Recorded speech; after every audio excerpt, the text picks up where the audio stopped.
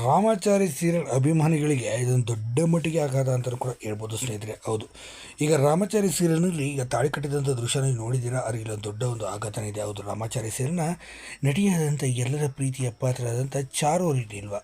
ಹೌದು, ಇದ್ರ ಬಗ್ಗೆ ಸಂಪೂರ್ಣ ಮಾಹಿತಿ ನಾನು ನಿಮಗೆ ಕೊಡ್ತೀನಿ. ಅದಕ್ಕೆ ಚಾನಲ್ಸ್ ಕೂಡ ಸಬ್ಸ್ಕ್ರೈಬ್ ಮಾಡ್ಕೊಳ್ಳಿ. ನೀವು ಕೂಡ ರಾಮಾಚಾರಿ ಸೀರಿಯಲ್ ಅಭಿಮಾನಿಗಳಿಗೆ ಖಂಡಿತ ವಿಡಿಯೋನ ಲೈಕ್ ಮಾಡಿದರೆ ಹೋಗ್ಲೇ ಬಿಡಿ ಸ್ನೇಹಿತರೆ. ಹೌದು, ಇಲ್ಲಿ ವಿಷಯ ಏನಪ್ಪ ಅಂತಂದರೆ ರಾಮಾಚಾರಿ ಸೀರಿಯಲ್ ಇದೇನು ಕೊನೆ ಹಂತಕ್ಕೆ ಬಂದಿದೆ ಅಂತ ಕೂಡ ಹೇಳಲಾಗ್ತಾ ಇದೆ.